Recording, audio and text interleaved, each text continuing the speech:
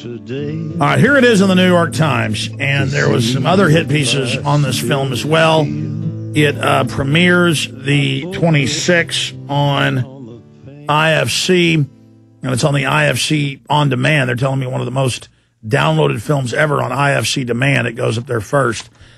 It says, conspiracy theorist examined. Few things are as tiresome. This is the New York Times. I could talk for hours just about this article. Again, not because it's about me, the mindset of these people, the attitude, their spirit. Few things are as tiresome as listening to people rant about their conspiracy theories. Really, everybody knows it's super hot and that people find conspiracies intriguing, whether they're real or not, and the best-selling books are all about that, and, you know, the new Angels and Demons movie and all of that. Really, it's people find few things more tiresome. This is telling you, oh, it's tiresome. Maybe for you, a little critic that just watches a couple movies every week and then writes articles for the New York Times, who's never been in the arena, who doesn't actually live in the real world, who ninnies around. And I've checked into this writer, this Nathan Lee. Talk about a ninny. While there are no doubt tantalizing speculations to be made about the inside job that demolished the World Trade Center and the nefarious agenda of the global elite, movies about such things do well to involve James Bond and giant explosions. So this isn't real. It's James Bond. Of course, you should know, twit, that James Bond was written by an MI6/OSS officer stylizing real things that happened.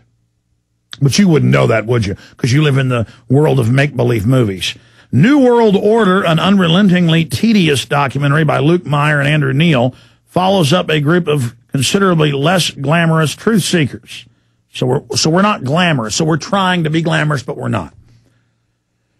The most prominent of the filmmakers' subjects, the radio host Alex Jones, who is based in Austin, Texas, rails against the powers that be, all of them in a manner that reinforces every cliche of conspiracy theorist loon.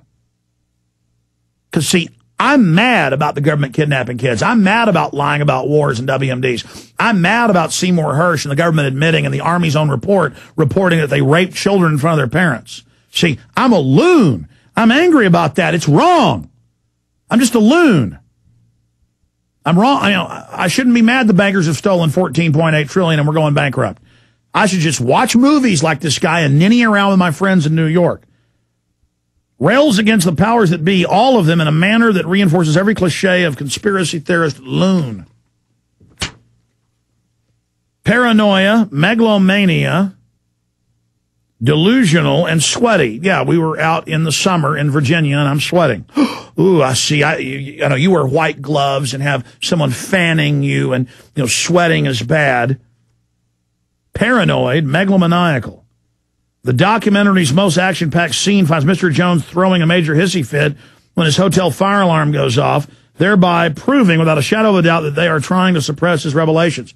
Yeah, we had security walk up and go, people like to pull fire alarms, but they go to jail when they do it. And then they pull the fire alarm, and I go outside, and the security head comes up when I'm outside with 200 people and says, we're going to F you up. And there's Secret Service running around all on video with headpieces, and they're trying to blame me for a fire drill for pulling a fire alarm. That's a serious crime, by the way. And I get upset calling into a national talk show on 600 radio stations, coast to coast. See, to this guy, he's so sheltered and in la-la land, he thinks it's fake. I saw mainstream news articles about this film, New World Order, that it's a documentary, where they said other reviews that have been done said I made it up. There was no Bilderberg Group meeting happening in Chantilly, Virginia. Obama wasn't secretly there. It doesn't exist. And that's basically what this says. But there were articles that we read on air, other film reviews of this when it was at South by Southwest, saying I'm a complete schizophrenic. I was at a hotel going crazy in a room believing there were world leaders there. Now, who's crazy? Everything we said came true. Everything we've done's been right. All right, I'm finishing up with this attack review here by this Nathan Lee. So he says basically what the other reviews have said. I am at a random hotel, completely insane. And there were reviews that actually said this, that I was seeing men following me, seeing men in the bushes. And at the premiere here in Austin, I talked to some reporters outside, and they said, do you really think Bilderberg was real? Do you think those men were there, you know, with sunglasses and earpieces? And I said, you just saw them. It's admitted it's real. But see, they're so invested that Bilderberg doesn't exist that when it's in the Times of London and London Guardian and Associated Press, it still doesn't exist, and I'm crazy. You know, we're not being followed. We're not being arrested. I mean, I've been arrested. That was in every Canadian paper, major paper in the country when I got arrested. It was on CBC television. And they still write articles saying I am a schizophrenic who believes I have been arrested. I mean, who's crazy here? Who is insane here? Because they're so invested in saying there's no New World Order all these years that even as they announce it in Time Magazine and Newsweek and everywhere, we still have to be the crazies. On the somewhat mellower side, Luke Radowski, 21-year-old New Yorker, spends all his free time distributing flyers and DVDs purporting to uncover the truth about 9/11. Seth Jackson, a relief worker in Louisiana, does his part by heckling Bill Clinton and other dark overlords. Yeah, how dare him go heckle a president, you know, to bring up real questions about firefighters and police not getting medical care. Oh, it's a dark overlord. He's crazy, too. It's so un-American and so crazy to go ask questions of your president. That's like something Gandhi or Martin Luther King might do. Oh, man, the company this guy's in. A retired police officer, Jack McClan, meanwhile, has retreated to the safety of a separatist militia group. It's a Christian community in the beautiful Rocky Mountains with their little dogs. See, this is the distorted mind where they're in their ivory tower insane asylums looking out at us normal people that get angry and have red blood and sweat and, you know, care about freedom, and we are strange to them. But, I mean, I guess if you go to a loony farm, normal people do look crazy.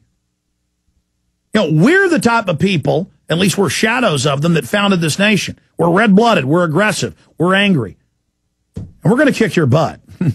So I hope you understand that.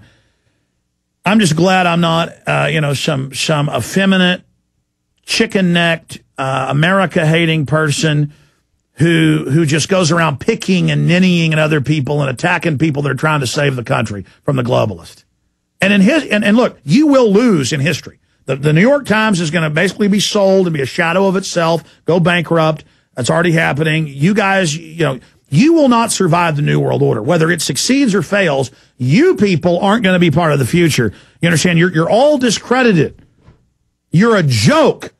Those of us telling the truth that have had the courage to stand up in the face of ridicule, we're going to win the day.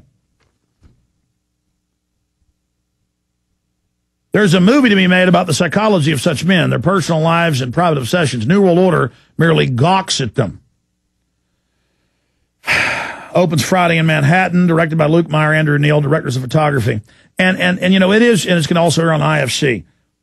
It is true that, look, I'm not stupid. And now that it's about to come out and it's you know, I'll just come out and tell you what I think. I don't think Andrew and these guys are bad people, but the kind of liberal intellectual set always is above everyone. So that's their internal appetite, is to pick subjects like with Darkon, the last film they made. This is kind of Darkon too. A weird niche, a subculture as they see it. Well, see, we're not that. We're trying to survive. It's a latch dish fight here. We're not just a subculture. And then they kind of analyze it and show our faults and our positive points. But it's still done from a position of on high. And so the film will be seen by those that hate us as a confirmation of what they believe. And then by people that love freedom, they see it and kind of like it because they get it and understand our message. But regardless, it only brings us more listeners. We win. MySolarBackup.com. A lot of things can cut off your electrical power. Hurricanes, snow, ice storms, global warming, gremlins can chew off your electrical wires.